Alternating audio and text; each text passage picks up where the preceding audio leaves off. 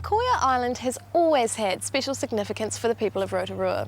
For early Te Arawa, it was an important settlement surrounded by the protective moat of Lake Rotorua.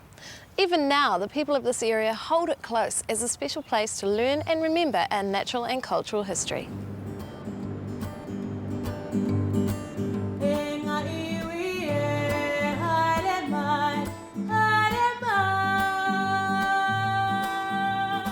Almost all of the people of Te Arawa regard this as their major centre. If you look up at the hills there, those two cliff faces, they are urupa, very, very famous. The one on the left there is called Taupiri, and this one is called Taumata Ngarungaru. And all this is known as Kaiweka, and that's where most of the housing was, up on that ridge there. It was also where the missionaries established one of the very early missions in Rotorua. And it's also where the very first Pākehā was born in Rotorua.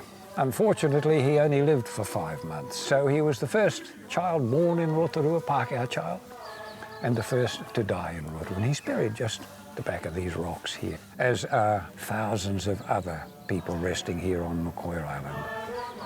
It's called Te Kuru o Te Marama, this particular rock.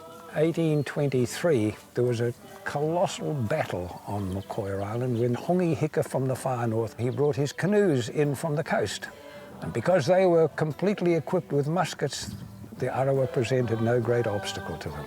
And it was a dramatic and disastrous event. Ngāpuhi believed that a young chief called Te Kuru o Te Marama, or they believed his family, were responsible for an insult that brought them here.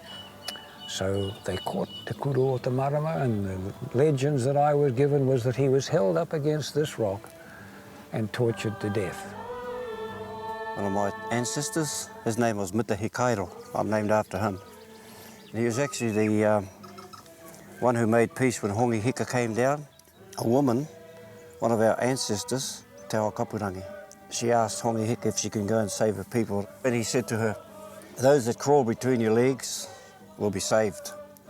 She went to the meeting house and she stood on top of the roof and she did the karanga, and they all come streaming into the house and they were saved. So the Mokoia Island Trust Board and DOC, how do you work together?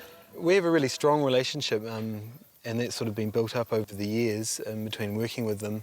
And since this island sort of become a pest-free island, it's just sort of grown from there, really.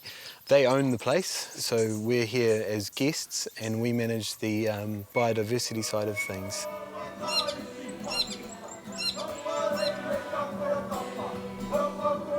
I'm a Rotorua person, I have been all my life, and I'm amazed that people don't know what is out here, and I really try and advocate for residents to come out here, not just tourists, not just school kids.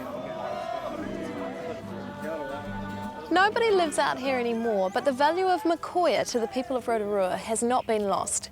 Everyone has worked together to preserve it as a sanctuary for some of our native wildlife and as a special historic site. It's now safe for present and future generations.